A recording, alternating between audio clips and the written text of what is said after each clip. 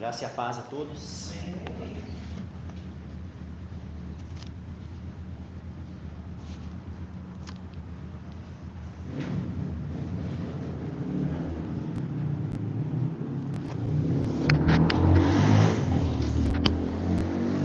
Eu queria pedir aos irmãos que abram a Escritura.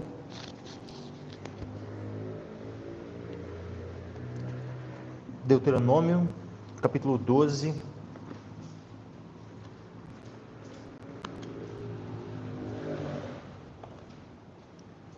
Deuteronômio, capítulo 12.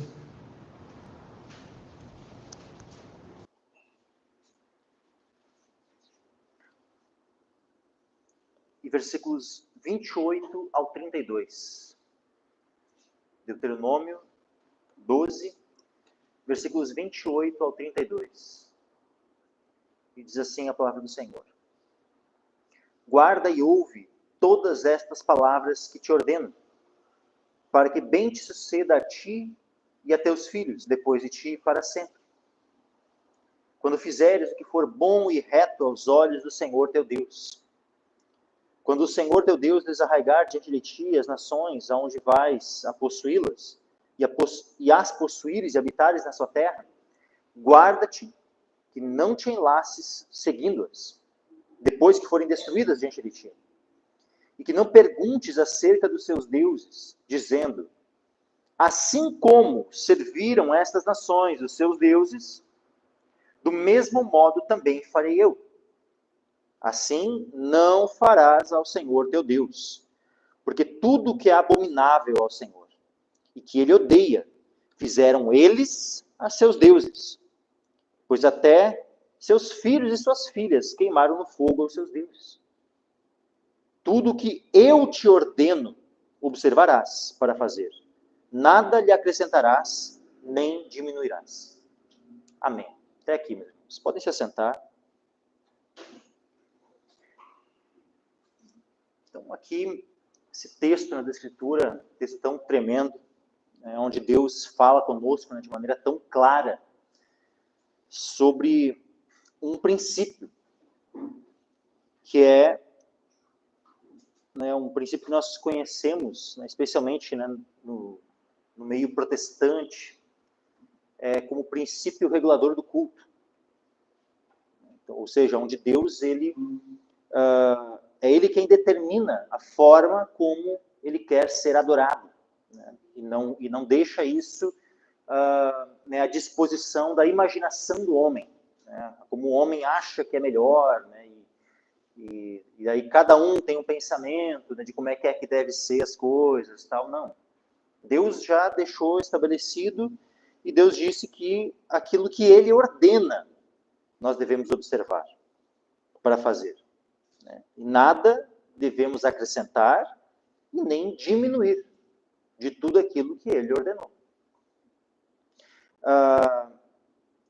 E aí, hoje nós vamos abordar aqui um aspecto, aliás, a gente vai abordar mais de um, mas nós vamos começar hoje pela questão do calendário litúrgico.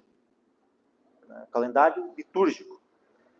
Então, nós temos o catolicismo romano, mas um pouquinho mais para frente ali, até o calendário. Estamos abordando sobre essa seita romanista, e eles têm um calendário, chamado calendário litúrgico. Uma vez que o termo litúrgico, a palavra liturgia, ela tem conexão com o quê? Ela tem conexão com o culto. Ou seja, podemos dizer assim que seria um calendário de culto. E um calendário litúrgico, então, eu não teria nada contra o calendário litúrgico se ele estivesse na Escritura.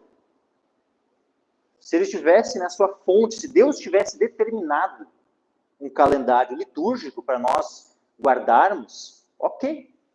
Deus teria ordenado, então nós não podemos nem tirar e nem acrescentar algo que Deus ordenou. Só que tem um detalhe. Deus ele havia, na lei de Moisés, estabelecido um calendário litúrgico? Sim. Na lei de Moisés, Deus havia estabelecido um calendário litúrgico. Mas, na nova aliança, Foi estabelecido um calendário litúrgico? Não. Na Nova Aliança, não. E é isso que nós vamos ver aqui, alguns textos, né, sobre como é que era o calendário litúrgico que Deus havia estabelecido e como é o calendário litúrgico do catolicismo romano, né, tudo que foi estabelecido por eles, né, ao longo de séculos, né, porque esse calendário ele é algo que vai sendo desenvolvido ao longo dos séculos. Né, e qual é o padrão do Novo Testamento? Né, e que então é o nosso padrão. Nós somos só da Escritura, a gente nós não seguimos a tradição católica, nós seguimos a Escritura.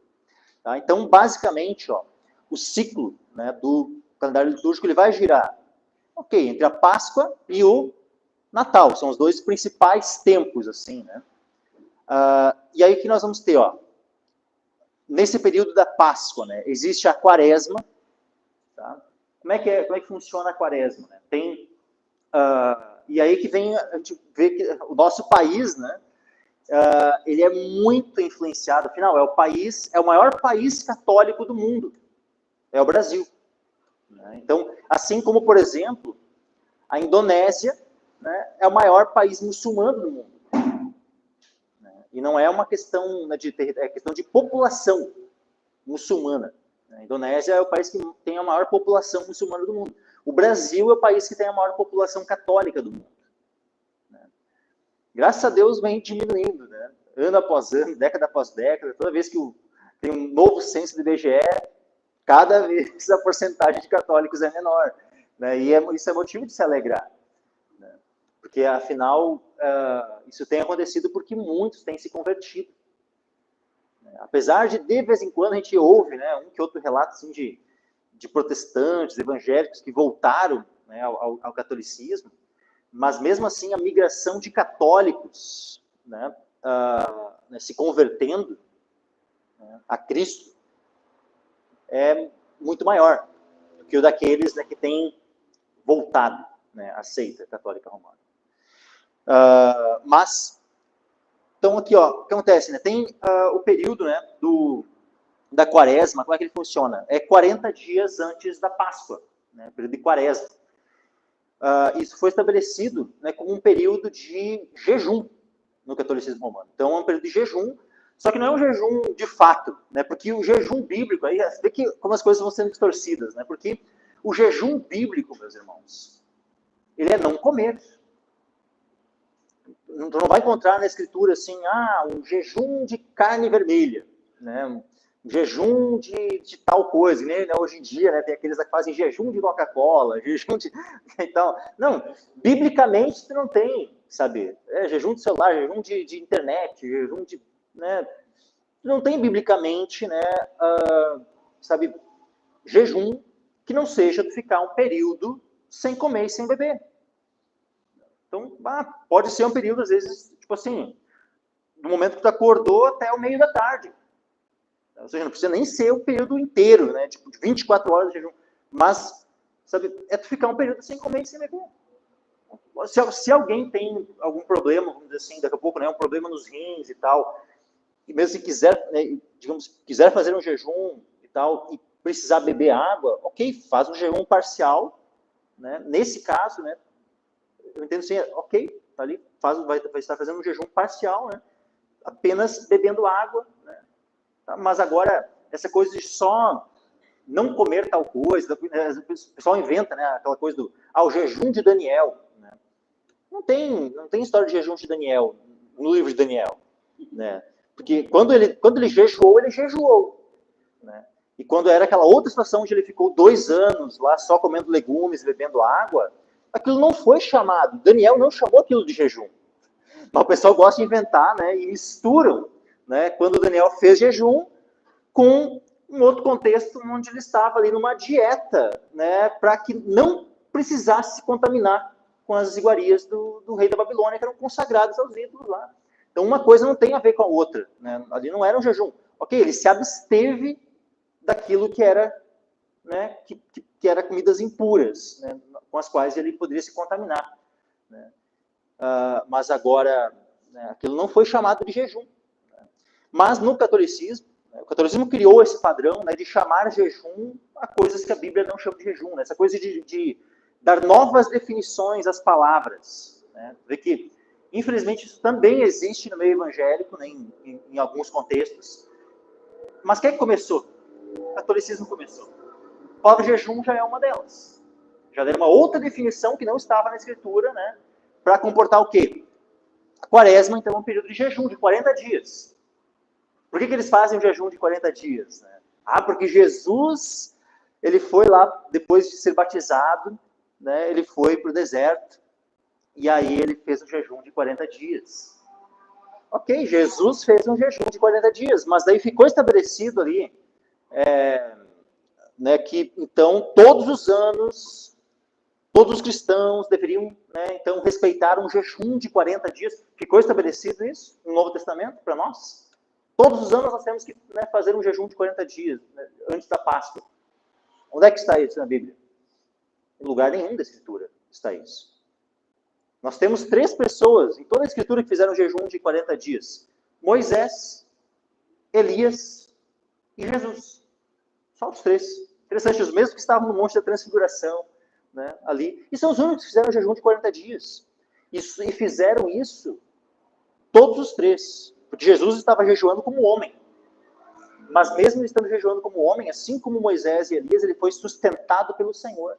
Porque nós estávamos observando, né, eu não lembro agora que dia que foi, com quem é que estávamos conversando sobre a questão do jejum de Jesus, né, que o texto é bem claro, né, que diz que ele somente no final dos 40 dias ele teve fome. Ou seja, quando terminou o período de 40 dias, Jesus teve fome. Ou seja, Jesus não teve fome durante aqueles 40 dias em que ele estava jejuando. O que mostra que ele foi sustentado miraculosamente. Agora, o jejum de Jesus, ele serve como um padrão para que nós venhamos a repetir isso todos os anos? Não. Até mesmo porque, né, jejum é jejum na Bíblia. Ou seja, Jesus não comeu nada. E nem bebeu. Porque o texto não diz que ele, né, que ele bebeu. O pessoal diz, já que ele não diz, né, mas diz que ele jejuou. E o jejum, o padrão de jejum na Escritura é não comer e não beber. Então, Jesus ele foi sustentado pelo Senhor aqueles 40 dias. E nós não poderíamos repetir isso.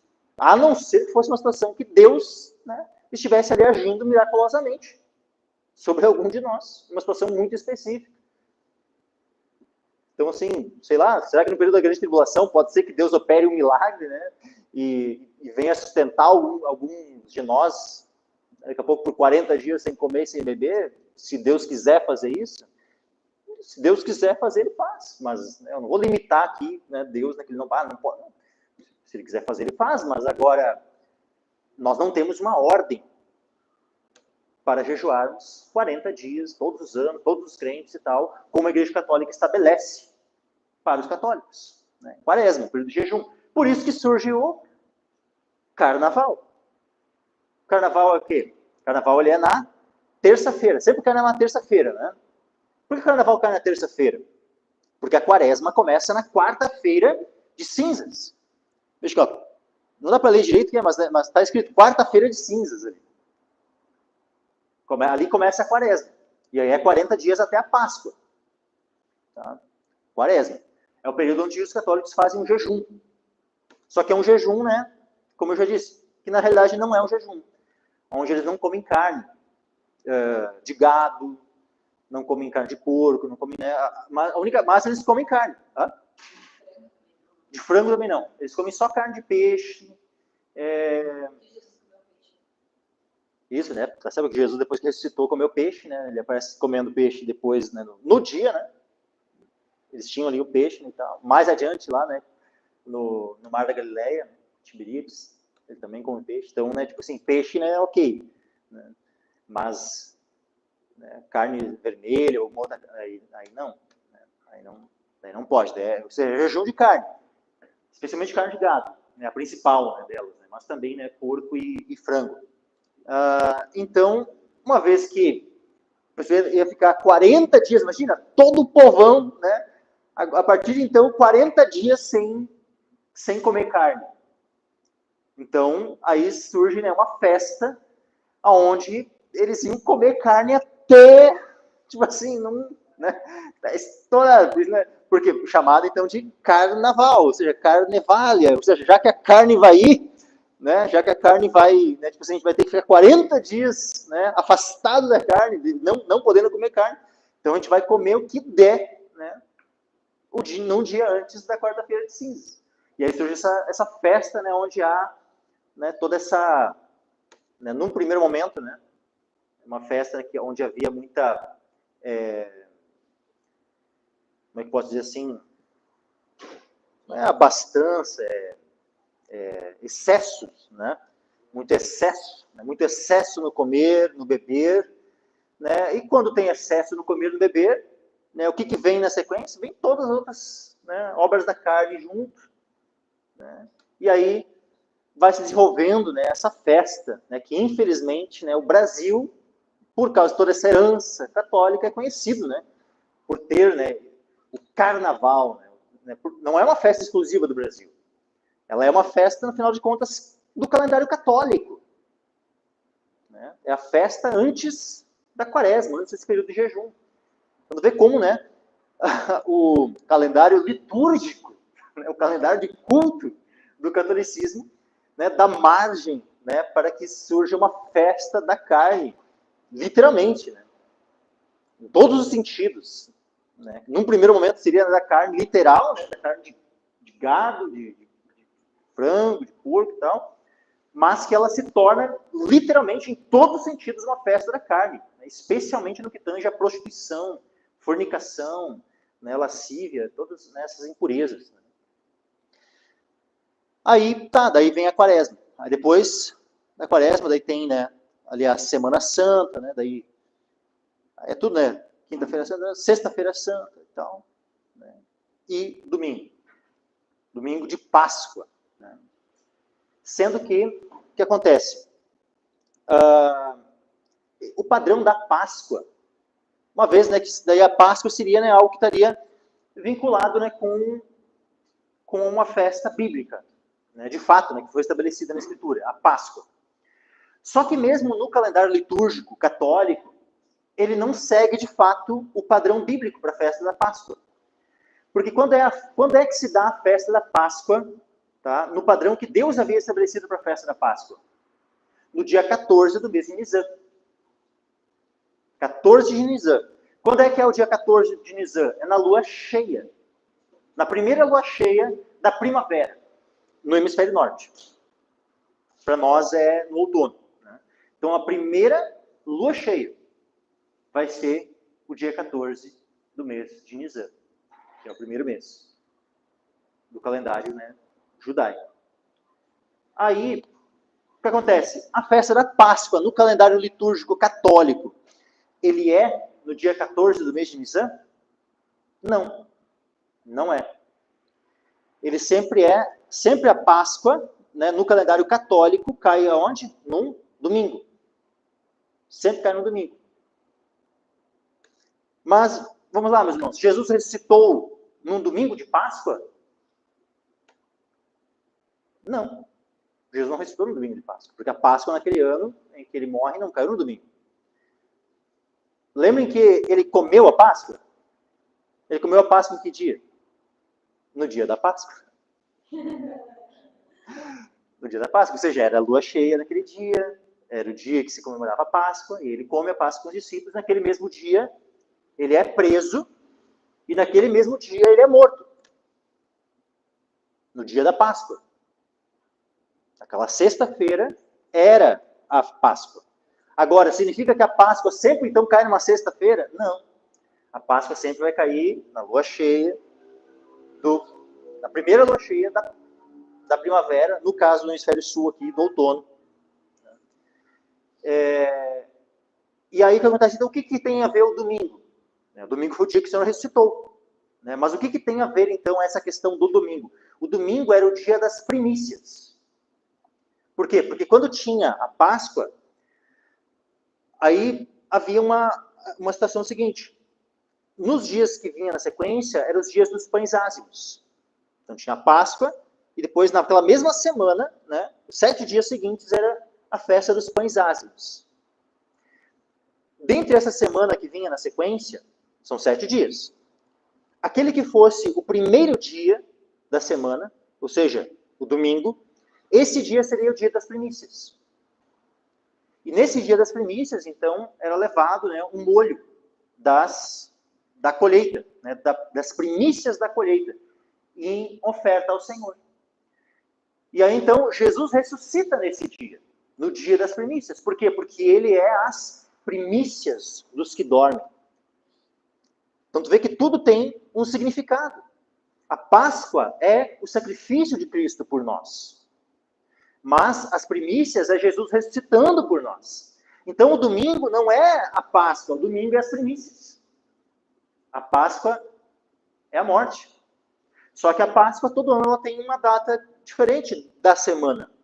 Tem dias que a Páscoa, de fato, né, a Páscoa, conforme o padrão que Deus havia estabelecido, tem dias que a Páscoa vai cair numa segunda-feira. Outros dias vai cair numa quarta-feira, outros dias num sábado, outro dia num domingo. Cada ano vai ser num dia diferente. Por quê? Porque cada ano a lua cheia vai cair num dia diferente da semana, né, a primeira lua cheia do outono, ou, né, da primavera, no caso do hemisfério norte. Aí depois, na sequência, que nós temos? Tá, tem a Páscoa aqui, aí o domingo de Páscoa. Aí depois é contado, né, os períodos, né, que vem depois, as semanas após a Páscoa, né, são contados 7 semanas. E aí tem Pentecostes. Né? Aí, ok, Pentecostes era uma festa do calendário, né, do calendário que Deus veio estabelecido para os judeus. Né? Pentecostes. Mas aí depois, né, a Igreja Católica instituiu uma outra festa que vem na sequência de Pentecostes, que é a da Santíssima Trindade. Tá? Aí, depois, mais adiante, tem, né, a festa do Cristo Rei. Aí depois tem o período, né, do Advento. E aí tem 4 domingos de Advento. Até chegar o Natal, no dia 25 de dezembro.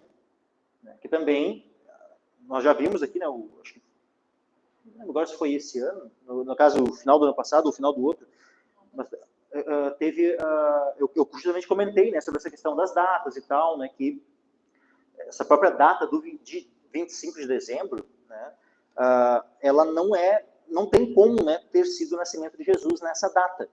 Né. Afinal, os pastores que estavam lá pastoreando e que foram, né, chamados pelos anjos, né, para irem ver, né, Jesus, no momento que ele nasceu, estava lá na estrebaria, né, como é que é? Mas tem uma palavra específica onde ele foi colocado, era manjedoura. Estava lá na manjedoura e tal, né? Os anjos vão lá, avisam e tal, né? Aquela alegria toda, né? Diante do nascimento do Senhor. E os pastores vão lá. Só que eles estavam fazendo o quê? Eles estavam pastoreando e guardando as ovelhas de noite. Não tem como isso ser feito em dezembro. Porque dezembro o que acontece no hemisfério norte em dezembro? Especialmente, né, ali, finalzinho do ano. É o ponto máximo do inverno. Então, ou seja, é o período que mais seria complicado, sabe? Que não teria como estar com as ovelhas né, de noite, né? Ou seja, ao ar livre. Então ela é uma data que acabou, o que acontece?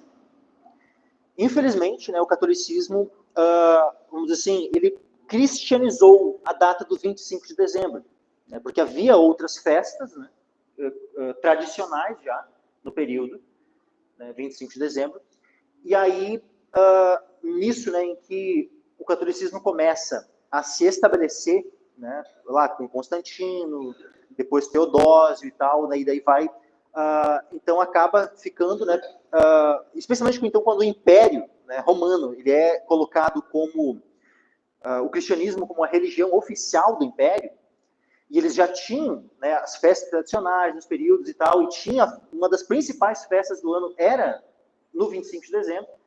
Então o catolicismo vai e estabelece, né, uma substituição, uma releitura da data.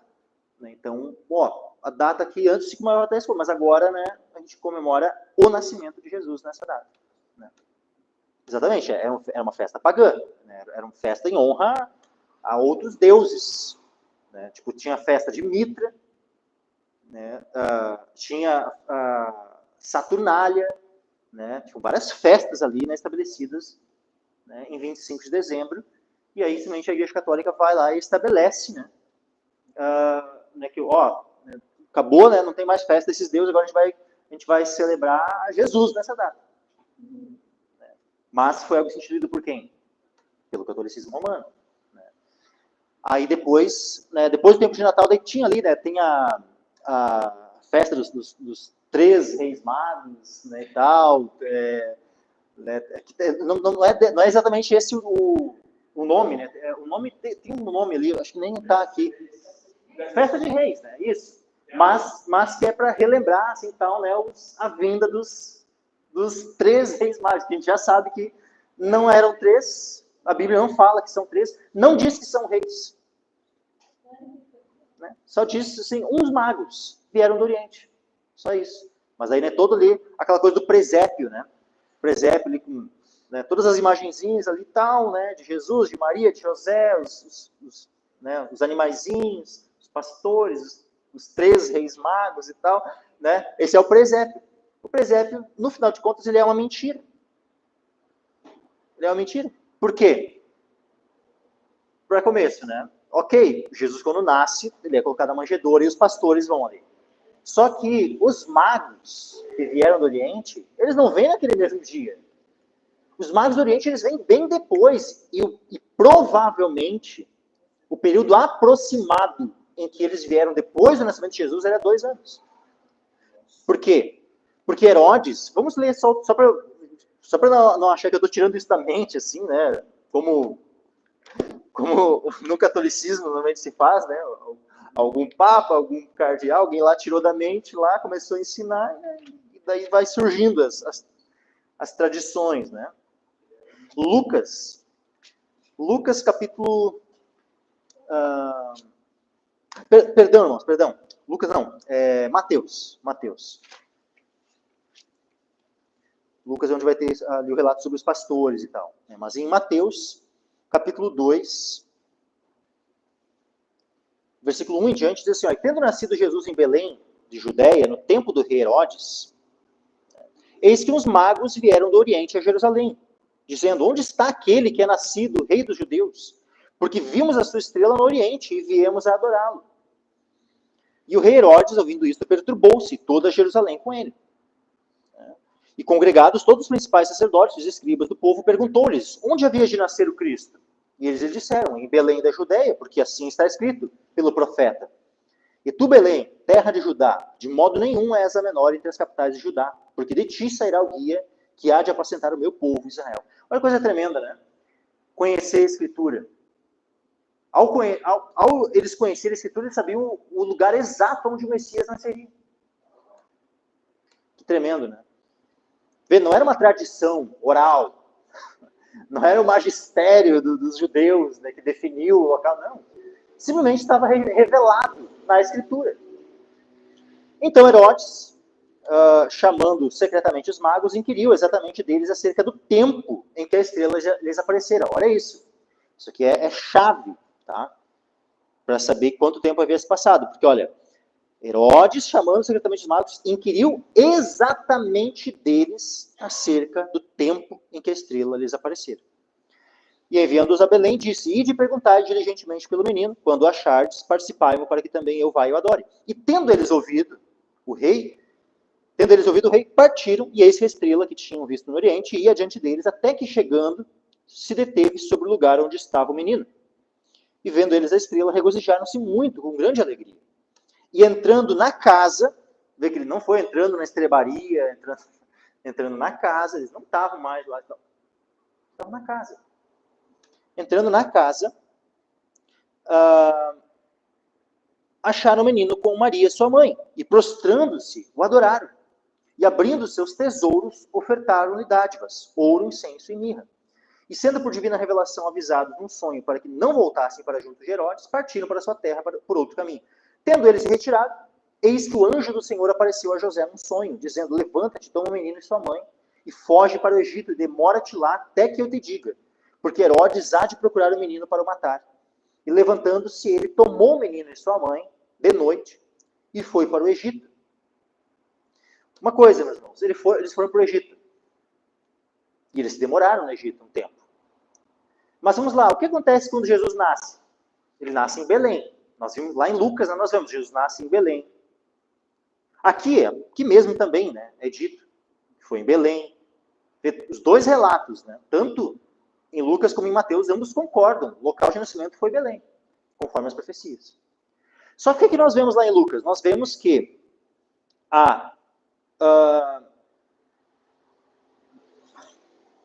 no 8º dia, Jesus ele é circuncidado. 40 dias depois, onde é que está Jesus? Quando Jesus já tinha 40 dias de tempo, né, após o nascimento. Eles estavam no templo, em Jerusalém, que era bem pertinho de Belém. Foram até o templo, consagraram o Senhor Jesus. Maria ofereceu, né, o sacrifício pela purificação dela. Cumpriram ali. Então significa que eles teriam como ter ido lá para o Egito, Herodes ter morrido, dá tempo de voltar e tal, e daí lá oferecer. Não, é óbvio que tudo isso aconteceu depois. Essa situação aqui dos magos acontece depois daquela situação de Lucas. Então, assim, e quanto é depois? Porque, afinal, é interessante que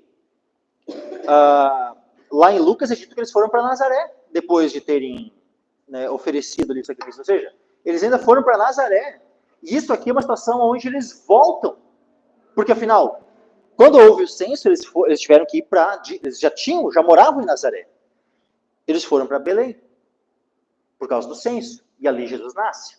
Então, vejam como foi algo providencial, né? Eles saírem de Nazaré e irem para Belém. O que acontece depois? Eles oferecem o sacrifício tal, no 40º dia, eles voltam para Nazaré. Aqui é uma outra situação onde, posteriormente, eles voltam a estar em Belém. Provavelmente no 2º ano do nascimento de Jesus. Por quê? O que vai acontecer aqui? Ó? Só que daí, nesse contexto, né, no segundo, após eles irem para o Egito, quando eles retornam do Egito, aí eles já vão direto, eles já nem passam por Belém. Quando eles voltam, né, são avisados, eles já vão direto para Nazaré. Mas o que nós vemos aqui? Ó? Ficaram lá no Egito, né, até a morte de Herodes. No versículo 16, ó, Mateus 2,16. Então Herodes, vendo que tinha sido iludido pelos magos, irritou-se muito e mandou matar todos os meninos que havia em Belém e em todos os seus contornos, de 2 anos para baixo, segundo o tempo que diligentemente inquirira dos magos. Vê como, né, 2 anos para baixo, ou seja, o que então provavelmente os magos tinham dito? Faz aproximadamente 2 anos que a estrela apareceu. Então ele, então quer dizer que nasceu há 2 anos. Então vou mandar matar as crianças de 2 anos para baixo para que eu termine com, né?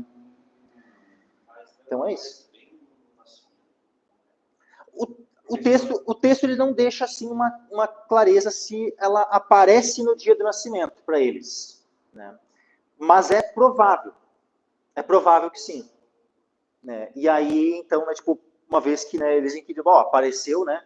E aí é dito, né, tanto é que o Herodes, ele diz, chamando secretamente os magos, inquiriu exatamente deles acerca do tempo em que a estrela lhes apareceram.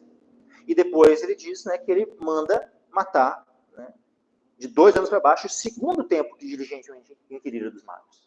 O que dá a entender que sim, que ela apareceu quando Jesus nasce, né, e que conduziu eles até ali. Então havia se passado 2 anos. Então, teria como, né, acontecer, vamos dizer assim, aquele momento do presépio, com base na Escritura? Não. Então, tu vê, é uma mera tradição católica, mas é uma tradição que vai contra a Escritura. Então, é uma tradição mentirosa. Né? Mas, vamos lá. Voltando aqui, ó. Aí depois, então, do tempo de Natal, tal, né? Tem mais pelo tempo comum, tal. Acontece, tirando, né, esse aspecto aqui, que é o corpo principal, tá? Né, das festas do catolicismo. existem outros períodos, né, de festa assim, que estão no calendário. Por exemplo, Corpus Christi. Corpus Christi é um feriado que ele está no calendário litúrgico, né, só que não dá pra, a gente não está com uma definição. Eu não sei também se ele está aparecendo, né, mas a questão é que Corpus Christi ele vai ser um dos dias de festa do ano. E é feriado. O que acontece? Corpus Christi, meus irmãos, ele é uma festa do calendário católico que é realizada em honra de uma heresia, que nós já vimos aqui, já foi tratada, transubstanciação. Então, eles comemoram a heresia da transubstanciação na festa de Corpus Christi.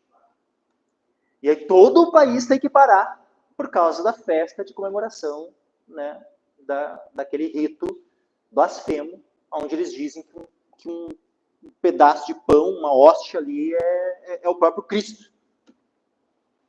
Que ali está o Deus, né, que deve ser adorado, né, naquele pedaço de hóstia ali. Então, tipo assim, vejo que é uma festa, né, que, né, o Brasil inteiro para, né, os comércios fecham, tudo mais, por causa de uma festa católica dessas. Né, fora todos, né, os dias, né, de santos, né, em honra são isso, são aquilo, né, tanto é que no mês de junho, né, existem 3 santos, né, o São João, que é o São João Batista, né, tem o João, no caso o apóstolo, né, mas no caso no mês de junho, né, é o João Batista, né, São João, São Pedro e Santo Antônio, os 3 santos são comemorados em junho. Tá? Não sei se tem São João. Eu sei que eu lembro que na época de escola, assim, né, ensino religioso, né, eles ensinavam, na minha época, de criança, não era tipo assim, é que hoje em dia ensino religioso é mais filosófico, né, trata de temas mais, né, abrangentes, apesar de às vezes também eles começarem até a ensinar essas coisas, né, de religiões afro e coisa do tipo também, né, no ensino religioso hoje em dia, né. Hoje em dia é bem ecumênico, né. Mas quando eu era criança, até ali por uns 9, 10 anos de idade, tanto é que teve um período que eu parei de fazer. Os meus pais, né, tipo, foram lá na escola lá, e eu fui livre, né, de fazer o ensino religioso. Por quê? Porque na época o ensino religioso na escola era católico. Então, né, era trabalhinho lá para pintar a Aparecida, né, e tinha as datas dos negócios e tal. E aí, naquele contexto, eu aprendi que, né, tinha esses 3 santos sendo comemorados em junho. Né, o São João, o Batista, o São Pedro e o Santo Antônio. Né? Então, por mais que eu nunca fui católico, mas eu tive contato, né? Afinal, nós estamos num país majoritariamente católico, e eu tive contato com muitas, né, doutrinas católicas assim, né, ao longo da vida. Então, assim, as festas juninas, né, no contexto brasileiro, e aí vem os crentes, né, os evangélicos que gostam de fazer os arraiais, não sei o quê, né? Mas, né, não tem mais um contexto cultural lá. Peraí, não.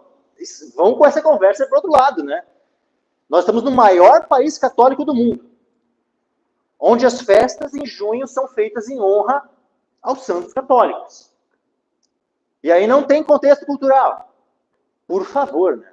Os evangélicos que comemoram festa junina vão com essa conversinha para o outro lado, né? Por favor. Se tem um país que tem contexto cultural ativo de idolatria vinculado a essa festas juninas, é o Brasil. Vai falar em festa junina lá na Indonésia, lá no meio dos muçulmanos, né? Daí dizer que lá não tem um contexto cultural, ok, né? Lá não tem mesmo. Mas lá, se alguém for fazer, é capaz dos muçulmanos ir para cima. Né? Mas agora, no Brasil, o contexto cultural é pleno. Então é mentirosa essa conversa de que, mas não é nada, é só porque querem, né, satisfazer a carne, estão lá com todo aquele resquício, né, da época que eram católicos e tal, e querem continuar festejando as mesmas festas em honra, né, aos ídolos, como faziam antes, só que daí com uma nova roupagem. É algo semelhante ao que o catolicismo fez com o dia 25 de dezembro. De pegar, né, as festas que havia e cristianizar, e colocar um novo significado, né, dizendo, agora a gente vai honrar Jesus no dia 25 de dezembro. É o que os evangélicos fazem. Não, a gente vai tirar aqui, ó, o São João, o São Pedro e o Santo Antônio, e a gente vai, tipo assim, tirando, né, esses elementos de idolatria, a gente vai agora fazer a nossa festa aqui, cristã, evangélica.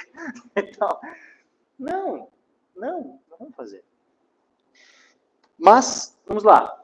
Então, basicamente, tá? O calendário litúrgico, tal, né? A Igreja Católica, né, tem todo, né, um padrão assim. Que algumas igrejas evangélicas, né, seguem algo parecido, né? Por exemplo, os luteranos seguem algo muito próximo, tá? Desse calendário litúrgico do catolicismo. Né? E não sei se tem alguns outros, assim, eu não sei de outras igrejas evangélicas que tenham, né, que sigam assim, a risca um calendário litúrgico. Eu sei que os luteranos seguem, eles têm, né, essa questão advento, Pentecostes, né, Quaresma e tal, eu sei que eles têm essa, né, lógico, eles não seguem a risca no sentido, né, tipo, de fazer um jejum, né, na Quaresma. Isso no meio luterano não tem, só entre os católicos. Mas a questão é de ter o calendário litúrgico, né, os luteranos têm. Mas, qual é o ponto? Tá? Vamos ler Deuteronômio capítulo 16. Deuteronômio capítulo 16. Nós vamos ver aquilo que Deus havia estabelecido. Lembrem que no padrão da velha aliança, tá? Não da nova aliança, Deus havia estabelecido, sim, um calendário litúrgico, um calendário de festas, né? E que eram festas, não somente festa só para festejar, eram festas relacionadas ao culto a Deus. Por isso, sim, literalmente, né, um calendário litúrgico. Então, nós temos aqui, ó, Deuteronômio 16, né, as 3 festas. Então, eram 3 períodos de festa. Tá? Aí diz assim, ó, guarda o mês de Abibe e celebra a festa da Páscoa ao Senhor teu Deus, porque no mês de Abibe o Senhor teu Deus te tirou do Egito de noite. Então sacrificarás a Páscoa ao Senhor teu Deus, das ovelhas e das vacas, no lugar que o Senhor escolher para ali fazer habitar o seu nome. Nela não comerás levedado. 7 dias nela comerás pães ázimos, pão de aflição, porquanto apressadamente saíste da terra do Egito, para que te lembres do dia da tua saída da terra do Egito, todos os dias da tua vida. Levedado não aparecerá contigo por 7 dias, em todos os teus termos. Também da carne que matares à tarde, no primeiro dia, nada ficará até amanhã. Não poderás sacrificar a Páscoa em nenhuma das tuas portas que te dá o Senhor teu Deus, senão no lugar que escolher o Senhor teu Deus, para fazer habitar o seu nome. Ali sacrificarás a Páscoa à tarde, ao pôr do sol, ao tempo determinado da tua saída do Egito. Então a cozerás e comerás no lugar que escolher o Senhor teu Deus. Depois voltarás, pela manhã irás às tuas tendas. 6 dias comerás pães ázimos, e no 7º dia é solenidade ao Senhor teu Deus. Nenhum trabalho farás. Então, o que descreveu aqui, meus irmãos? Descreveu tanto a festa da Páscoa, como a festa dos pães ázimos. 7 dias, onde, né, após a Páscoa, onde eles comiam somente pães ázimos. Então, aqui era um período de festa. E dentro dessa semana, por mais que não está descrito aqui, ele está descrito, se não me engano, lá em Levítico. Né, onde, lá em Levítico, nós temos também, né, a descrição das 3 festas, e com alguns detalhes a mais, inclusive com esse detalhe do dia das primícias, né, lá em Levítico. Que era, como eu disse, né, já no primeiro dia daquela semana da festa dos pães ázimos. Então, não era o primeiro dia da festa, era o primeiro dia da semana, ou seja, essa semana, né, que começa no domingo, segunda, terça, quarta, até o sábado. Então, sempre no domingo daquele dia, né, daqueles 7 dias da festa dos pães ázimos. Digamos que a festa dos pães ázimos, ó, Páscoa foi numa terça-feira. Quando é que começaria a festa dos pães ázimos? Na quarta. Iria da quarta até a outra terça-feira. Qual seria o dia das primícias? O domingo. Se a Páscoa foi na sexta-feira, o domingo é o dia das primícias. Se a Páscoa foi o sábado, o dia seguinte já seria o dia das primícias, o domingo. Se a Páscoa foi no domingo anterior, 7 dias é dos pães ázimos. O 7º dia seria o domingo. Então, a primícias no domingo. Primícias sempre cairia no domingo. Sempre cairia no primeiro dia da semana. Tá? Esse, de fato, era um padrão. Por quê? Porque se contava 7 semanas depois e tu tinha Pentecostes. E Pentecostes sempre cairia, né, o 50º dia, num domingo. Sempre, né, no primeiro dia da semana. Então, nós temos aqui, ó, versículo 9, né? 7 semanas contarás, desde que a foice começar na seara, iniciarás a contar as 7 semanas. Vê, ó, desde que a foice começar na seara, ou seja, as primícias da colheita. Aí vai contar 7 semanas. Depois celebrarás a festa das semanas ao Senhor, que também é conhecida como a festa de Pentecostes. O que deres será oferta voluntária da tua mão, segundo o Senhor teu Deus te houver abençoado. E te alegrarás perante o Senhor teu Deus, tu e teu filho, e tua filha, e o teu servo, e a tua serva, e o levita que está dentro das tuas portas, e o estrangeiro, e o órfão, e a viúva, que estão no meio de ti, no lugar que o Senhor teu Deus escolher para lhe fazer habitar o seu nome. E lembrar-te-ás de que foste servo no Egito, e guardarás este estatuto e os cumprirás. E agora nós temos aqui um terceiro período de festa. Aqui, em Deuteronômio, ele vai falar somente da festa em si, tá? De tabernáculos. Mas naquele mês, que era o 7º mês, era festejado não só a festa de tabernáculos, mas também a festa das trombetas e o dia da expiação. Aqui não vai falar do dia da expiação, aqui em Deuteronômio, tá? Não vai falar do dia da expiação e nem das trombetas. Mas, como eu disse, lá em Levítico, lá descreve com mais detalhes e vai falar sobre as trombetas e vai falar sobre o dia da expiação. E depois, na sequência, né, alguns dias depois, que daí iniciava a festa dos tabernáculos.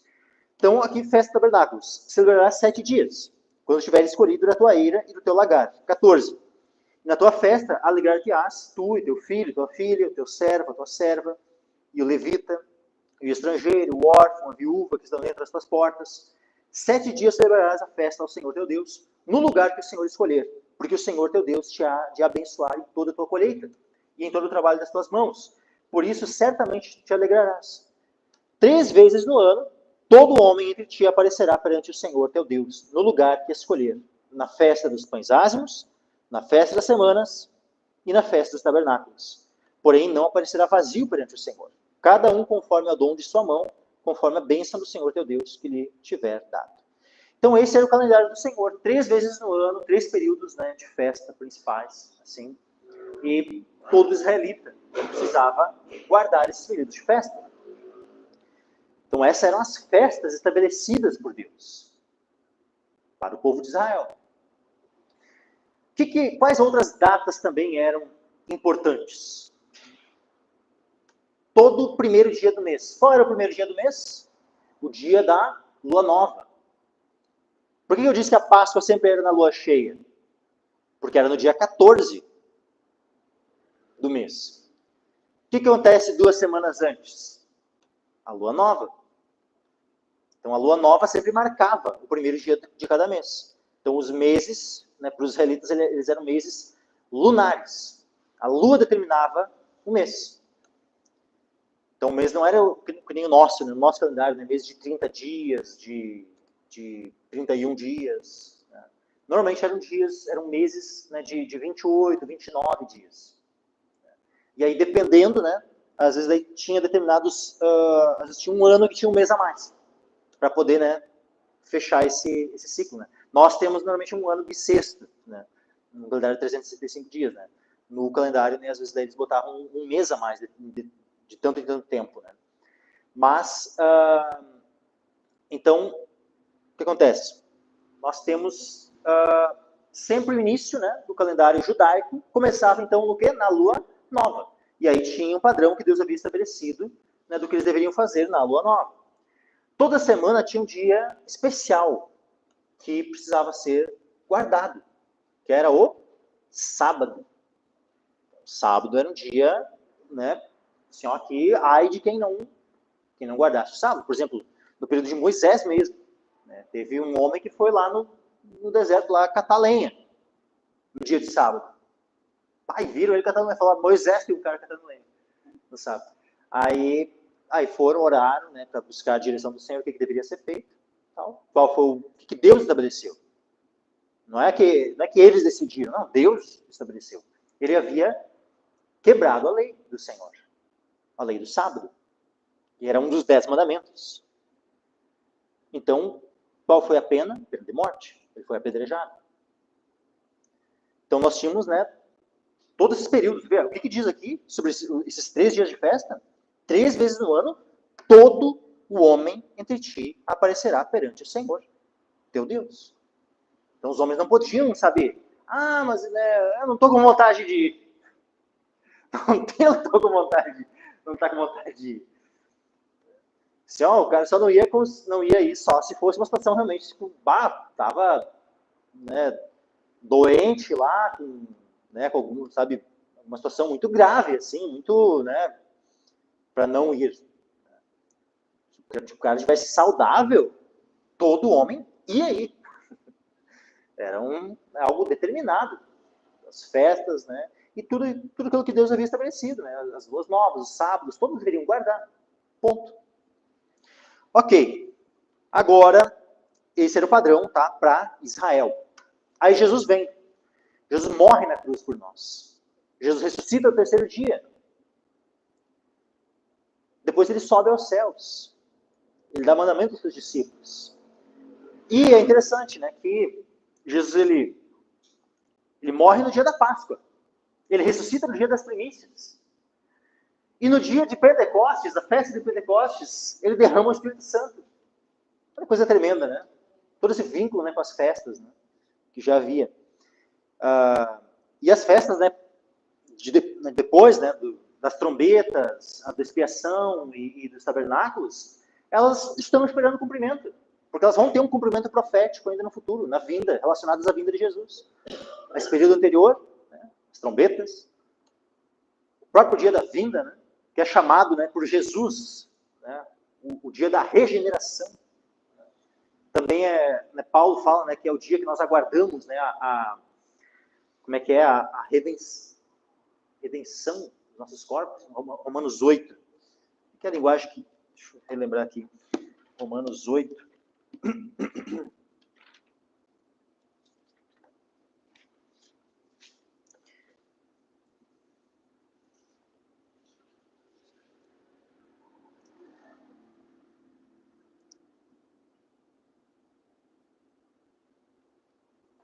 Isso, redenção. Esperamos a adoção, a saber, a redenção do nosso corpo. Romanos 8, 23. Não só ela, mas nós mesmos que temos as primícias do Espírito, também gememos em nós mesmos, esperando a adoção, a saber, a redenção do nosso corpo. Então, né, então o dia da expiação, né, ele tanto tem um vínculo com o sacrifício de Cristo na cruz, mas ele também tem uma conexão com o dia da segunda vinda de Jesus. E posteriormente, o que nós temos, após Jesus voltar? O milênio. E durante o milênio, né, é o período, né, onde Deus estabelece o seu tabernáculo com os homens. Por isso, né, da festa dos tabernáculos. Então vejam, né, que essas festas elas são proféticas e apontam ainda para um cumprimento que vai acontecer. Assim como aquelas, né, outras já se cumpriram, né, na primeira vinda de Jesus, as demais irão se cumprir estando relacionadas à sua segunda vinda. Mas, vamos lá. Esse padrão agora, né, onde Deus ele reconfigura a sua igreja nesse período após Jesus ter cumprido, né, consumado a nossa redenção na cruz, ter ressuscitado, subido aos céus, derramado o seu Espírito, né, e essa igreja, né, agora ali, né, de Jerusalém, né, onde os apóstolos vão ali, né, batizando as pessoas, elas vão sendo, né, somadas à igreja, essa igreja local, né, de Jerusalém, e depois, então, onde vão sendo, né, nas cidades, né, na Judéia, Samaria, né, Galiléia e até, né, os confins do mundo, vão sendo estabelecidas igrejas, né, em cada cidade. Esse padrão para as igrejas. As igrejas deveriam seguir a lei de Moisés em todas as suas festas, o sábado, as luas novas. Né, isso ficou algo estabelecido como um padrão, né, para todas as igrejas locais guardarem? Não. Vamos abrir alguns textos aqui, meus irmãos. Primeiro, Colossenses capítulo 2, versículo 16 e 17. Colossenses 2.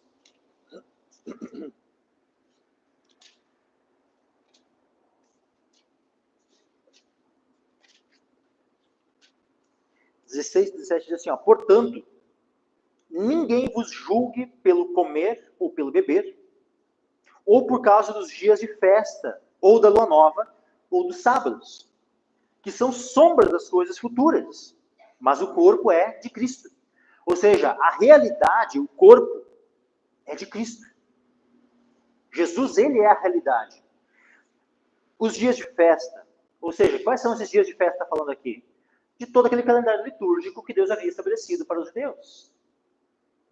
A festa da Páscoa, a festa de Pentecostes, a festa dos pães ázimos, das primícias, a festa das trombetas, dia da expiação, tabernáculos. Todas essas festas, esses dias de festa, nós precisamos guardar, nós devemos ser constrangidos, a nossa consciência deve ser, forçada, a guardarmos esses dias. Não, o texto está dizendo aqui, portanto, ninguém vos julgue pelo comer, pelo beber, ou por causa dos dias de festa, ou da lua nova, ou dos sábados. Lua nova era outra coisa que Deus havia estabelecido. Todo um mês havia, ritos específicos para esse início do mês, a lua nova. Nós, gentios, e não só gentios, mas os judeus crentes, que se converteram a Cristo, ou seja, todos aqueles que são a igreja do Senhor Jesus, a partir da nova aliança, estabelecida por Cristo na cruz, onde ele verte o seu sangue, o sangue do Novo Testamento, da nova aliança. Nós precisamos guardar dias de festa, ou lua nova, ou sábados? Não.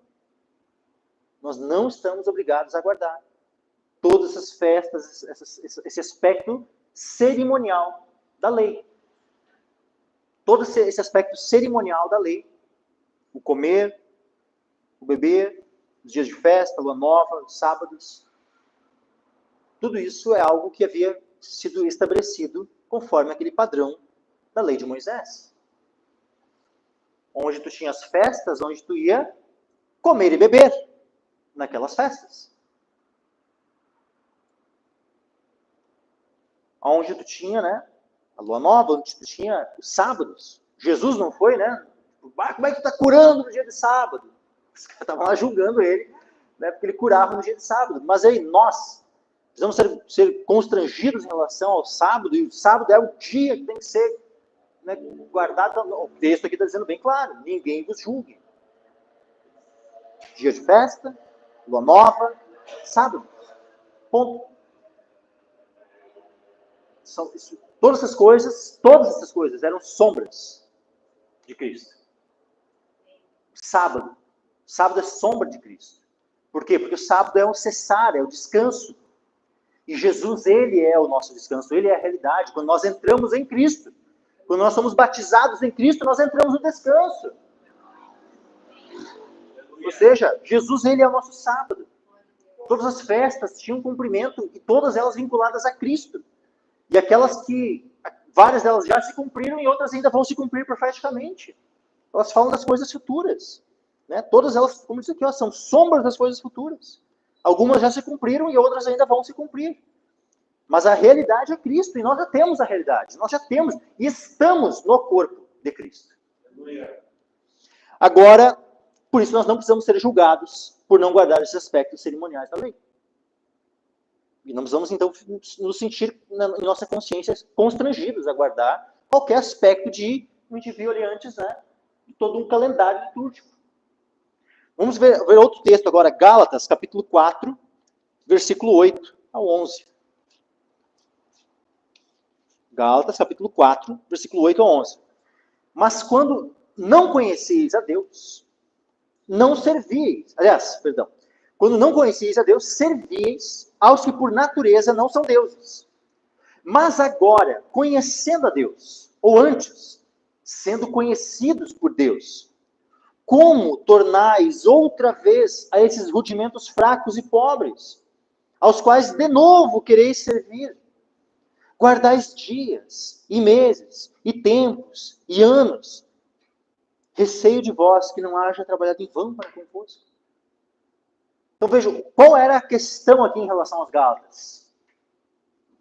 Eles estavam se tornando legalistas, ou seja, havia alguns judeus, que, entre aspas, eram crentes, mas eram normalmente daquela linha mais dos fariseus que haviam se convertido, só que, no final de contas, aquela conversão deles era meio fajuta, porque eles estavam ensinando, sabe, um acréscimo ao evangelho, e então mudando a natureza do evangelho. E no final de contas, como Paulo fala no início da carta aos Gálatas, no momento que eles estão ensinando algo que vai além, isso é outro evangelho, e que é anátema. Um evangelho que é amaldiçoado. Por quê? Porque não é o evangelho. É uma outra mensagem.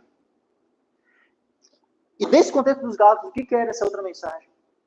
Era justamente dizer, olha, não basta apenas Jesus, a fé em Jesus para ser salvo. Precisa guardar a lei de Moisés, em todos os seus aspectos cerimoniais. Tanto na circuncisão, como também guardar, né, todos os tempos. Como diz aqui, ó, os dias, né, e os dias implicam em quê? Sábado, os meses, né, ou seja, as luas novas, os tempos, né, os tempos de festa, né, tem tabernáculos, né, festa das semanas, festa dos pães ázimos, os tempos, né, de festas, e os anos. Por quê? Porque a cada 7 anos tinha ali, né, cada 7 anos tinha que perdoar as dívidas. Depois 70, né, tipo, 7, quando chegava 50º ano era jubileu, tal. Ou seja, também tinha todo um aspecto, né, de guardar os anos, né? Cada 7 anos tinha algo, né? A própria colheita, né? Tinha que cultivar a terra por 6 anos, no 7º tinha que deixar descansar e tal. Ou seja, tinha todo um padrão, né? Inclusive relacionado a anos na lei que havia sido estabelecido. E aí, né, eles estavam sendo ensinados por esses judaizantes que eles deveriam passar a guardar tudo, todos os aspectos cerimonial da lei. Né? E aí Paulo diz assim, né? Paulo está ali, guardar dias e meses, tempos e anos. Tipo assim, ele está falando, tipo, indignado com os Gálatas. Como assim, né? Receio de vós que não haja trabalhado em vão para convosco. Tipo assim, depois de tudo que eu já ensinei para vocês, vocês estão retornando, né, aquele padrão. O que acontece, meus irmãos? Havia judeus crentes aqui na Galácia. Havia gentios que antes eram judeus, porque onde é que Paulo começava a pregar em cada lugar? Ele não começava na sinagoga? Na sinagoga não tinha tanto judeus como gentios lá? Então vejam que não era... Quando ele fala com gentios, assim muitas vezes, esses gentios não é que eles nunca tinham tido nenhum conhecimento do judaísmo. Muitos deles já tinham tido uma passagem pelo judaísmo. Havia outros que sim se converteram, né? Eram completamente pagãos e se converteram, então tinha também. E mesmo nesse aspecto. Daqui a pouco poderia ter ali Gálatas, estavam ali guardando tempos e anos, daqui a pouco até do paganismo, né? Quem sabe? Independente se era um 25 de dezembro lá do Mitra, ou se era a Páscoa ou, né, o Pentecostes dos judeus. Independente de qual era a questão. A questão é que os crentes, no padrão da nova aliança, não estão obrigados a guardar esses tempos, esses anos, esses meses, esses dias. Ou seja, o padrão da nova aliança não estabeleceu um calendário litúrgico. O único dia que nós vemos, um dia específico, no padrão do Novo Testamento, é o quê? Vamos ver aqui, ó. 1 Coríntios, capítulo 15. Versículo 1. 1 Coríntios 15, aliás, perdão, 16. 1 Coríntios 16, 1. Ora, quanto à coleta que se faz para os santos, fazei vós também o mesmo que ordenei às igrejas da Galácia. No primeiro dia da semana, cada um de vós ponha de parte o que puder ajuntar, conforme a sua prosperidade, para que não se façam as coletas quando eu chegar. Primeiro dia da semana. Lá em Atos, né, quando nós vemos Paulo voltando, indo para Jerusalém, e ele chega lá em Troade. Aí diz assim, ó, Atos capítulo 20, versículo 6. Versículo 5. Atos 20, versículo 5. Estes, indo adiante, nos esperaram em Troade. E depois dos dias dos pães ázimos, navegamos de Filipos, e em 5 dias fomos ter com eles a Troade, onde estivemos 7 dias. E no primeiro dia da semana, ajuntando-se os discípulos para partir o pão, Paulo, que havia de partir no dia seguinte, falava com eles e prolongou a prática até a meia-noite. Vejam uma coisa. Ele chegou na cidade de Troade quantos dias antes? 7 dias antes. Onde estivemos 7 dias. E aí eles iriam partir no dia seguinte. Mas eles esperaram para se ajuntar para partir o pão em qual dia? No primeiro dia da semana. Ou seja, qual é um padrão que nós já vemos? Quando Paulo escreve a carta aos Coríntios, é enquanto o livro de Atos ainda está acontecendo. Então nós vemos a prática, né? A prática disso, ou seja, né, eles colocando em prática a reunião, especialmente, né, para a ceia do Senhor aqui, no primeiro dia da semana. E nós vemos depois Paulo falando sobre um dia específico de culto, né, primeiro dia da semana, ali na carta aos Coríntios. Ou seja, esse já é um padrão que nós vemos estabelecido no Novo Testamento. O dia principal, não que não se pudesse fazer outras reuniões, cultos em outros dias. Mas agora, um dia que era específico, onde sempre havia culto, era o primeiro dia da semana. Esse já foi algo estabelecido já pelos apóstolos. Especialmente vinculado ao quê? Vinculado ao que o Senhor Jesus ressuscitou no primeiro dia da semana. Depois ele aparece 8 dias depois, ou seja, também no primeiro dia da semana, quando ele aparece lá para Tomé. Depois do Pentecostes, né, o Espírito Santo é derramado no primeiro dia da semana. Todas essas coisas acontecem no domingo. Então acaba que o domingo, o primeiro dia da semana, tanto é que ele recebe esse nome domingo, né, que significa dia do Senhor. Justamente, né, como dia estabelecido em honra ao Senhor e que já era, assim, né, tido como um dia específico e especial de culto, né, desde o período apostólico. Então não é algo, né, que vai ser estabelecido, né, como alguns inventam, né, lá por Constantino, em 300 e pouco. Isso é balela. Os apóstolos já estabeleceram essa prática. O dia principal de culto era o primeiro dia da semana. Os discípulos, eles, olha só, eles ficaram ali 7 dias. Ficaram a semana toda entre hoje. Mas qual foi o dia que os discípulos se reuniram para partir o pão? No primeiro dia da semana. Isso não é em vão, meus irmãos, que está aqui escrito. Porque tudo e cada detalhe do que está escrito na Bíblia é para o nosso ensino. Então, se existe algum dia especial no padrão do Novo Testamento, é o primeiro dia da semana, o domingo. Esse. Agora, mas a gente precisa ser contencioso em relação a isso? Não. Vamos abrir Romanos 14. Romanos 14, versículos 5 ao 9. Diz assim, ó, um faz diferença entre dia e dia, mas outro julga iguais todos os dias. Cada um esteja inteiramente seguro em sua própria mente. Aquele que faz caso do dia, para o Senhor o faz. E o que não faz caso do dia, para o Senhor o não faz. O que come, para o Senhor come, porque dá graças a Deus. E o que não come, para o Senhor não come, e dá graças a Deus. Porque nenhum de nós vive para si, e nenhum morre para si. Porque se vivemos, para o Senhor vivemos. E se morremos, para o Senhor morremos. De sorte que ou vivamos ou morramos, somos do Senhor. Porque foi para isso que morreu Cristo, e ressurgiu, e tornou a viver. Para ser Senhor, tanto dos mortos como dos vivos. Então, tudo que nós fizermos em vida, ou mesmo quando morrermos, tudo é para o Senhor. Nós devemos viver completamente com a nossa mente voltada para o Senhor, para honrar o Senhor, para glorificar o Senhor. E se eu quiser separar um dia, por exemplo, o domingo, como um dia especial consagrado ao Senhor, eu posso. O fulaninho quer guardar o sábado. Né? Ok. Se for somente essa a questão, não vamos criar questão. Então, um faz diferença entre dia e dia, o o outro julga iguais todos os dias. Cada um esteja inteiramente seguro em sua própria mente. O texto aqui não estabelece. Mas agora, nós devemos estar focados em glorificar ao Senhor. Mas, vamos lá. Romanos 14, Gálatas, que a gente já leu, Colossenses, que nós já lemos. Tudo isso nos traz um padrão de que não houve um calendário litúrgico estabelecido.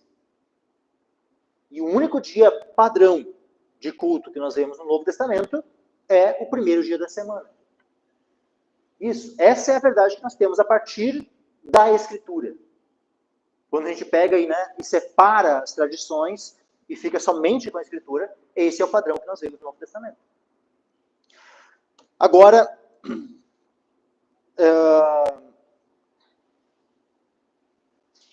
em relação a também essa questão, né, poderíamos, por nossa própria conta, estabelecer, então, né, dias litúrgicos, né, específicos, né, e torná-los, assim, agora esse aqui vai ser o dia que a gente vai comemorar tal coisa, daí a gente vai lá, né, e estabelece aquilo como como uma norma para a igreja e coisa.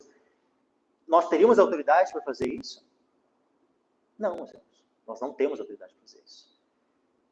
Nenhuma congregação tem. Nenhuma igreja tem. E muito menos o Papa tem, a Igreja Católica, que já até apostataram da fé há muitos séculos. Vamos ver só um exemplo que nós temos no padrão, tá, do Antigo Testamento. Nós já vimos que no padrão do Novo Testamento não foi estabelecido um calendário litúrgico. Mas, no Antigo Testamento tinha sido, Deus havia estabelecido. Mas nós vamos ver o exemplo de alguém que resolveu criar uma data. Sabe o que isso aconteceu no Antigo Testamento? Teve um rei que criou uma data específica. Abra comigo o 1 Reis, primeiro livro dos Reis, capítulo 12.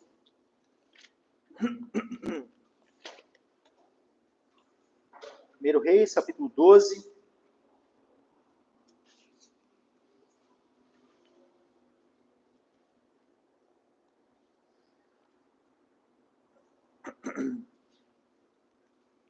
Versículo 26 em diante. Só para descrever aos irmãos o contexto aqui, tá? Do que estava acontecendo. Os irmãos conhecem o rei Davi. Davi teve o seu filho Salomão. Né? Ambos reinaram por 40 anos. Tanto Davi reinou 40 anos, como Salomão reinou 40 anos. Quando Salomão morre, o filho dele que passa a reinar é Roboão. Só que Roboão, diferente de Salomão, Roboão não era um homem sábio. Era um homem, né, que se aconselhou, né, com os jovens com os quais ele criou. Né, e eram jovens não no sentido de idade, tá? Porque já tinham 40 e poucos anos na cara. Eles eram jovens no sentido da maturidade. Eram homens já, mas, né, no sentido de idade, mas eles eram jovens no sentido da percepção, da prudência, da sabedoria. Nesse aspecto, eles não eram maduros. Por isso a Bíblia descreve eles como jovens. Interessante, né? Davi, lá com, sei lá, com 20 anos de idade, né, fala assim, um homem, né, sisudo de palavras e tal, né, tipo, né, já a descrição de Roboão, com 40 e poucos anos, né, um jovem. É interessante, né, a forma como a Escritura, né, se refere, né, a cada um, né, a Roboão e ao seu avô, Davi. Mas Roboão, então, né, por causa da sua imaturidade e arrogância, orgulho, ele acaba perdendo, né, o direito ali, o governo, né, a autoridade sobre 10 das tribos. As tribos do norte, né, se debandam, né, e colocam sobre si um outro rei, Jeroboão. E aí o Jeroboão, está lá, né, foi investido, né, como rei agora das 10 tribos do norte, e daí passa, né, ficar Judá, sul, Israel, norte. Isso que a gente vai ver um padrão, né, a partir daí até o exílio. É esse padrão de Israel no norte e Judá no sul. Só que o que acontece? Jeroboão, olha só o que ele diz, no momento que ele estava ali como rei, né, de Israel, né, ou seja, das 10 tribos do norte. 1 Reis 12, 26. E disse Jeroboão no seu coração: agora tornará o reino à casa de Davi, se este povo subir para fazer sacrifícios na casa do Senhor, em Jerusalém. O coração deste povo se tornará ao seu senhor, a Roboão, rei de Judá, e me matarão, e tornarão a Roboão, rei de Judá. E assim o rei tomou conselho e fez 2 bezerros de ouro. 2 bezerros de ouro. E lhes disse: muito trabalho vos será o subir a Jerusalém. Vês aqui teus deuses, ó Israel, que te fizeram subir da terra do Egito. Ele repetiu exatamente a mesma coisa que Arão havia feito. Não foi dito as mesmas palavras, né? Aqui os deuses, né, que fizeram você subir da terra do Egito. Foi aquilo que foi proclamado diante daquele bezerro de ouro lá no deserto. E ainda aquele bezerro foi chamado de Jeová, de Senhor, aquele bezerro lá no Egito. No deserto, né, quando eles haviam saído do Egito. Aí vai lá o Jeroboão e faz exatamente a mesma coisa. Pôs um dos bezerros ele pôs em Betel e colocou o outro em Dan. Ou seja, um ali mais perto, né, mais no sul, na terra de Efraim, e outro lá no norte, lá nos confins, lá no final da terra de Israel, né, que é Dan. E este feito se tornou em pecado, pois que o povo ia até Dan para adorar o bezerro. Também fez casa nos altos e constituiu sacerdotes dos mais baixos do povo, que não eram dos filhos de Levi. Então ele foi fazendo tudo, né, conforme a sua própria imaginação. Estabeleceu sacerdotes daqueles que o Senhor disse que não eram para ser sacerdotes, porque esses sacerdotes eram somente os filhos de Arão. Estabeleceu, né, lugares de culto que Deus não havia determinado. Deus havia determinado que era um único local. E esse local que Deus já havia escolhido era Jerusalém. Ele estabeleceu não apenas Betel e Dan, como também várias casas, né? Essas casas aqui, nos altos, né? Fez casa nos altos, são templos para serem oferecidos sacrifícios. Ou seja, vários lugares, né, tinham os altos ali para oferecerem sacrifícios. A quem? A esses bezerros, a esses ídolos. Isso facilitou, posteriormente, na época de Acabe, a idolatria para Baal. Já estavam acostumados a adorar os bezerros, essas coisas. Então, e aí diz assim, ó, e fez Jeroboão, 32, ó, e fez Jeroboão uma festa no 8º mês. Mas as festas elas eram no 1º mês, a festa da Páscoa, dos pães ázimos e primícias. Aí nós tínhamos acho que era 3º mês. Isso, no início do 3º mês, nós tínhamos Pentecostes, né, porque era 50 dias depois da festa das primícias. E nós tínhamos no 7º mês a festa dos tabernáculos, aliás, a festa das trombetas, expiação e tabernáculos, no 7º mês. O que ele queria? Uma festa no 8º mês. Uma festa diferente. Fez Jeroboão uma festa no 8º mês, no dia 15º do mês. Como a festa que se fazia em Judá. Mas como? Não é porque tinha uma festa no mesmo dia em Judá. É uma festa no mesmo padrão das festas que eram cumpridas lá em Judá, no sentido de eles se reunirem lá, de ter o sacrifício, toda aquela festa assim, onde, né, toda ela vinculada ao templo, vinculada, né, à adoração ao Senhor e tal. Ele fez uma festa nesse mesmo padrão, só que numa data diferente, no 8º mês, no dia 15. Deus nunca tinha estabelecido festa nenhuma no dia 15 do 8º mês. Então era uma data diferente que ele havia criado. Então fez Jeroboão uma festa no 8º mês, no dia 15º do mês, como a festa que se fazia em Judá, e sacrificou no altar, semelhante fez em Betel, sacrificando aos bezerros que fizera. Também em Betel estabeleceu sacerdotes dos altos que fizeram. E sacrificou no altar que fizera em Betel, no dia 15º do 8º mês, que ele tinha imaginado no seu coração. Olha só que a escritura é bem específica.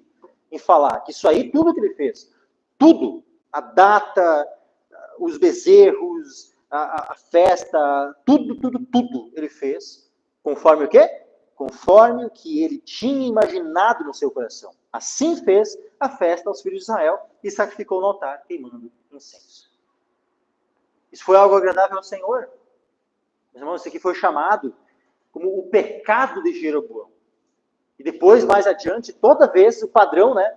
O padrão para os reis, na sequência, o de Judá é o padrão de Davi. Fez conforme, né, as obras de Davi e tal, ou seja, naquela coisa de buscar o Senhor e tal. Em relação aos reis de Israel, ele não se apartou dos pecados de Jeroboão. O padrão para os reis de Israel é exatamente isso aqui. Ou seja, fazer uma adoração a um Deus diferente, tudo num padrão diferente, conforme imaginou no seu próprio coração. Então, nós podemos fazer uma adoração a Deus conforme o nosso próprio coração imaginar? Não. Então, é isso, meus irmãos. Só para finalizar, tá? Hoje eu até ia entrar num outro tema, que é o tema de exorcismo, mas eu vou deixar ele para a semana que vem. Né? E daí eu já entro na questão do exorcismo e já entro numa outra temática, que é a da idolatria, né? De maneira bem, né, escrachada, assim, né? Que existe no romanismo, por mais que eles tentem negar, né? Não, Chico não comete idolatria. Eles negam, eles dizem que eles fazem uma divisão, né? Que eles dividem, né? Eu já estou aqui adiantando um pouquinho, então, dando uma pincelada do que vai ser tratado semana que vem. Né? Mas, né, quando dizem, vocês adoram o santo, daí o católico, não. O católico que é aquele, sabe, que é um pouco mais entendidinho das coisas, assim, né? Ele conhece um pouquinho mais, né, os termos das heresias, da doutrina, do catolicismo e tal. Aí ele vai dizer assim, não, em relação a Deus, nós oferecemos a latria, né, que é, no caso, latria significa adoração, né? Por isso, idolatria, adoração aos ídolos, né? Né, de ídolos, né? Então, idolatria, né, adoração aos ídolos. Mas daí, latria, adoração. Então, eles que a Deus eles oferecem a latria. Aí, aos santos, eles oferecem algo que não é a latria, é a dulia. E a Maria, a hiperdulia. Né? Daí, né, então, tipo assim, aí chega lá, faz uma reverência, né, para o santo, a dulia. Aí chega diante da estátua da Maria, agora é uma reverência a Maria, a hiperdulia. Aí tem a estátua de Jesus, o crucifixo ali e tal, daí eles fazem uma reverência a Jesus, né? Agora aqui foi latria. Tipo, né? Tá, né? Né? Mas a gente vai abordar isso aí mais, né, semana que vem, né, se Deus permitir. Nós vamos entrar nesse aspecto, tá? Então, semana que vem a gente vai iniciar com o tema do exorcismo e depois entrar na questão da idolatria católica. Mas o último texto para nós lermos hoje, 1 Timóteo, capítulo 4. 1 Timóteo, capítulo 4, versículos 1 ao 5. Diz assim, ó. Mas o Espírito expressamente diz que nos últimos tempos apostatarão alguns da fé, dando ouvidos a espíritos enganadores e a doutrinas de demônios, pela hipocrisia de homens que falam mentiras, tendo cauterizado a sua própria consciência, proibindo o casamento e ordenando a abstinência dos alimentos que Deus criou para os fiéis e para os que conhecem a verdade, a fim de usarem deles com ações de graças. Porque toda criatura de Deus é boa, e não há nada que rejeitar sendo recebido com ações de graças. Porque pela palavra de Deus e pela oração é santificada. Propondo essas coisas aos irmãos, serás bom ministro de Jesus Cristo, criado com as palavras da fé e da boa doutrina que tem seguido. Então, meus irmãos,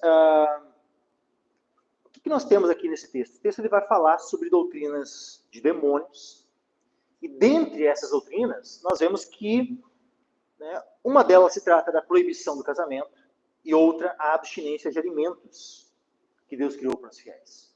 Lembra que eu comecei falando sobre a quaresma, naquele calendário, né, litúrgico, onde há uma proibição de se comer carne. E aí, vamos lá, peraí, proibindo o casamento e ordenando a abstinência dos alimentos que Deus criou para os fiéis. E vi que isso aqui é chamado de doutrinas de demônios. Então vejam que esse padrão, né, que o catolicismo estabeleceu, ordenando a abstinência, ou seja, estabelecendo, né, uma lei, né, um padrão, uma tradição, onde tu vai ficar 40 dias sem comer carne. É um padrão que não é bíblico. É um padrão que, pelo contrário, conforme nós vemos na Escritura, aqueles que ordenam a abstinência dos alimentos, conforme aquilo que o catolicismo faz, é doutrinas de demônios. E isso aqui que é um exemplo, tá? Porque teria, assim, né, se for entrado aí naquele aspecto assim, das ordens dentro do catolicismo, né, as ordens monásticas, né, as várias ordens monásticas, né, e as abstinências que eles são, digamos assim, aí no caso daí aquelas leis dentro das ordens, que tudo isso está dentro, faz parte do catolicismo.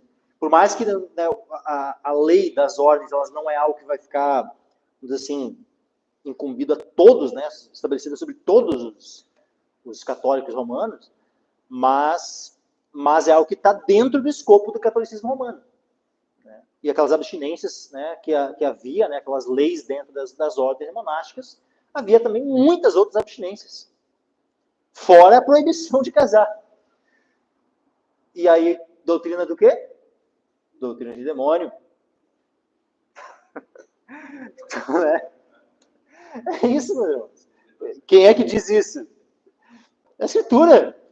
Não, a Escritura diz que proibir casamento, ordenar abstinência de alimentos e tal, que Deus criou para os fiéis, é doutrina demoníaca. Porque, assim, quem é que teria autoridade de proibir alguma coisa? O próprio Deus.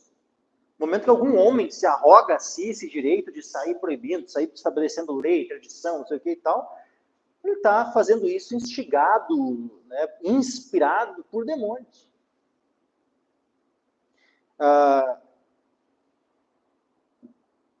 E é interessante, né, que quando nós vemos assim